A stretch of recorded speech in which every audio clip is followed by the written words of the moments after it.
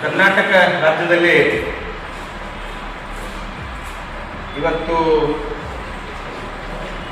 ಏನು ಕಾಂಗ್ರೆಸ್ ಪಕ್ಷದ ಮಾನ್ಯ ಸಿದ್ದರಾಮಯ್ಯ ಸಾಹೇಬರ ನೇತೃತ್ವದ ಸರ್ಕಾರ ಇದೆ,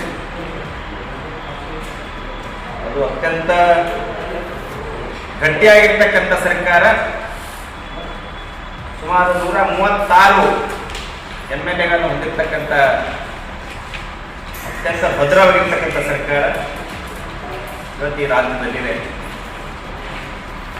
ಮಾನ್ಯ ಸಿದ್ದರಾಮಯ್ಯನವರು ಸಹಿತ ಮೊದಲ ಬಾರಿಗೆ 2013ರಲ್ಲಿ ಮುಖ್ಯಮಂತ್ರಿ ಆದಮೇಲೆ ಈ ರಾಜ್ಯದಲ್ಲಿ ಎಲ್ಲ ಜಾತಿ ಜನಾಂಗದವರಾಗಿರ್ಬೋದು, ಎಲ್ಲ ಧರ್ಮದವರಾಗಿರ್ಬೋದು, ಅವರೆಲ್ಲರಿಗೂ ಸಹಿತ ಹಲವಾರು ಭಾಗ್ಯಗಳನ್ನು ಕೊಟ್ಟು ಅವರಿಗೆ ಮುಂದೆ ತರ್ತಕ್ಕಂಥ ಕೆಲಸವನ್ನು ಇವತ್ತು ದಿವಸ ಮಾಡಿದ್ದಾರೆ. ಹಾಗೆಯೇ ಎರಡನೇ ಅವಧಿಯಲ್ಲಿ ಏನು ಮುಖ್ಯಮಂತ್ರಿ ಆದರು, ಕಾಂಗ್ರೆಸ್ ಪಕ್ಷ ಪಂಚ ಗ್ಯಾರಂಟಿಗಳನ್ನ ಚುನಾವಣಾ ಪ್ರಣಾಳಿಕೆಯಲ್ಲಿ ಘೋಷಣೆ ಮಾಡಿದ್ರು.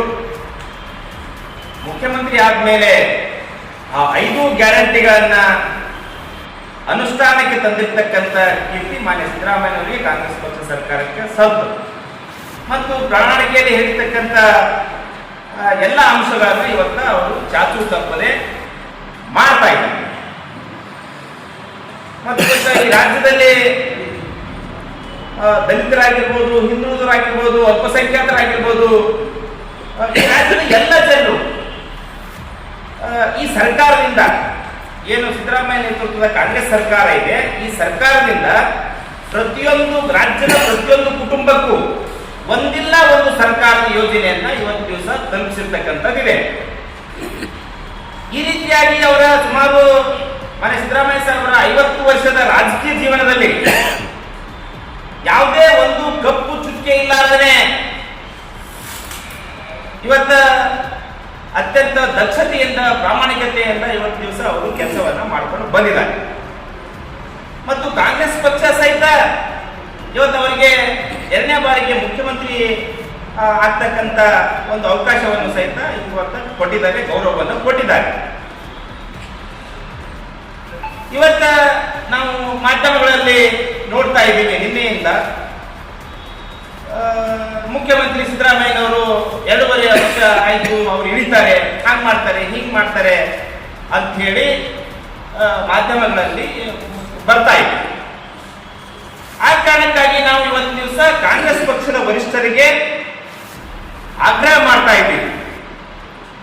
ಏನು ಇವತ್ತು ಈ ರಾಜ್ಯದಲ್ಲಿ ಕಾಂಗ್ರೆಸ್ ಪಕ್ಷದಲ್ಲಿ ಎಲ್ಲ ಜಾತಿ ಜನಾಂಗದವರ ನಾಯಕವಾಗಿರ್ತಕ್ಕಂಥ ಸಿದ್ದರಾಮಯ್ಯನವರು, ಎಲ್ಲರ ಮನೆ ಮಾತಾಗಿರ್ತಕ್ಕಂಥವ್ರು, ಈ ಕೆಳಗೆ ಶೋಷಿತ ವರ್ಗಗಳಿಗೆ, ಹಿಂದುಳಿದ ವರ್ಗಗಳಿಗೆ, ಅಲ್ಪಸಂಖ್ಯಾತರಿಗೆ, ಮೇಲ್ವರ್ಗದ ಎಲ್ಲ ಬಡವರಿಗೆ ಮೇಲೆತ್ತಕ್ಕಂಥ ಕಾರ್ಯಕ್ರಮ ಕೊಟ್ಟಿರ್ತಕ್ಕಂಥ ಸಿದ್ದರಾಮಯ್ಯನವರು ಅವರಿಗೆ ಇದು ಏನೋ ಇಳಿಸ್ತಕ್ಕಂಥ ಕೆಲಸ ಆಗ್ತಾ ಇದೆ ಅಂತ ಹೇಳಿ ನಮಗೆ ನಿಮ್ಮ ಮಾಧ್ಯಮದಲ್ಲಿ ನೋಡಿ ನಮಗೆ ಅನಿಸ್ತಾ ಇದೆ. ಆ ಕಾರಣಕ್ಕಾಗಿ ಇವತ್ತು ದಿವಸ ನಾವು ಕಾಂಗ್ರೆಸ್ ಪಕ್ಷದ ವರಿಷ್ಠರಲ್ಲಿ ಆಗ್ರಹ ಮಾಡ್ತಾ ಇದ್ದೀವಿ, ಅವರಿಗೆ ನೀವು ಗೌರವಯುತವಾಗಿ ನಡೆಸಬಹುದು. ನೀವು ಅವರಿಗೆ ಇವತ್ತ ಯಾವ MLA 4 ಮಂದಿ ದಿಲ್ಲಿಗೆ ಹೋದ್ರು, ಹಂಗೆ ಮಾಡಿದ್ರು, ಹೀಗೆ ಮಾಡಿದ್ರು ಅಂತ ನಾವು ಯಾವ ಎಲ್ಲ MLAಗಳಿಗೆ ಇವತ್ತು ಈ ರಾಜ್ಯದ ಎಲ್ಲ ಶೋಷಿತ ಸಮುದಾಯಗಳು, ಹಿಂದುಳಿದ ವರ್ಗದವರು, ಅಲ್ಪಸಂಖ್ಯಾತರು ಇವತ್ತು ಹೇಳಕ್ ಬಯಸ್ತೀವಿ. ನೀವು ಒಂದು ವೇಳೆ ಸಿದ್ದರಾಮಯ್ಯನವರ ವಿರುದ್ಧ ಏನಾದರೂ ಷಡ್ಯಂತ್ರ ಮಾಡಿ ನೀವು ಅವರಿಗೆ ಕೆಳಗಿಳಿಸ್ತಕ್ಕಂಥ ಕೆಲಸ ಮಾಡಿದ್ರೆ ಇಡೀ ರಾಜ್ಯಾದ್ಯಂತ ದಂಗೆ ಇರುತ್ತದೆ. ಇಡೀ ರಾಜ್ಯದ ಜನ, ಎಲ್ಲ ಶೋಷಿತ ಬಂಧುಗಳು, ಎಲ್ಲ ಹಿಂದುಳಿದ ವರ್ಗದವರು, ಅಲ್ಪಸಂಖ್ಯಾತರು, ಮೇಲ್ವರ್ಗದ ಎಲ್ಲರೂ ಸಹಿತ ಇವತ್ತು ದಿವಸ ಸಿದ್ದರಾಮಯ್ಯನವರು ಪರವಾಗಿದ್ದಾರೆ. 120ಕ್ಕಿಂತ ಹೆಚ್ಚು ಜನರು ಮಾನ್ಯ ಮುಖ್ಯಮಂತ್ರಿಯಾಗಿದ್ದ ಸಿದ್ದರಾಮಯ್ಯನವರ ಪರ ಇದ್ದಾರೆ. ಆ ಕಾರಣಕ್ಕಾಗಿ ಅವ್ರಿಗೆ ಮುಂದೆ ಇವತ್ತು ದಿವಸ ನಾಳೆಗೆ 2028ರಲ್ಲಿ ಚುನಾವಣೆ ಬರುತ್ತೆ. 2028ರಲ್ಲಿ ನೀವು ಸಿದ್ದರಾಮಯ್ಯನವರನ್ನ ಈ ರೀತಿಯಾಗಿ ಅಗೌರವದಿಂದ ನಡೆಸಿಕೊಂಡ್ರೆ ಮುಂದೆ ಕಾಂಗ್ರೆಸ್ ಪಕ್ಷ ಕಷ್ಟದ ದಿನಗಳನ್ನು ಎದುರಿಸಬೇಕಾಗುತ್ತೆ. ಆ ಕಾರಣಕ್ಕಾಗಿ ನಾವು ಮನವಿ ಮಾಡ್ಕೋತಾ ಇದ್ದೀವಿ. ಏನಂತಂದ್ರೆ ಯಾವುದೇ ಕಾರಣಕ್ಕೂ ಅವರಿಗೆ ತೊಂದರೆ ಕೊಡ್ತಕ್ಕಂಥದ್ದಕ್ಕೆ ಮಾಡಬೇಡ್ರಿ. ಅವ್ರಿಗೆ ಏನು ಅವಧಿ ಕೊಟ್ಟಿದೆ, 2 ವರ್ಷ ಆಗಿದೆ, ಇನ್ನು 2.5 ವರ್ಷ, 5 ವರ್ಷ ಪೂರ್ಣಾವಧಿ CM ಆಗಿ ಅವರಿಗೆ ಮುಂದುವರಿಸಲಿ. ಬರ್ತಕ್ಕಂಥ ದಿನಮಾನ ಸರಿ ನಾವು ದುಡಿದ್ವಿ ಪಾರ್ಟಿ ಜಿಲ್ಲಾದಲ್ಲಿ ನಾವೇನು ನಮಗೇನು ಸಿಕ್ಕಿಲ್ಲ. ಹಾಗೆ ಈಗ ಬಸ ವಿದ್ಯಾಧರನವರು ಎಲ್ಲ ಅವ್ರಿಗೂ ದುಡಿದು ಎಷ್ಟು 30 ವರ್ಷದಿಂದ ದುಡ್ಕೊಂಡು ಅವ್ರಿಗೂ ಅವಕಾಶ ಸಿಕ್ಕಿಲ್ಲ.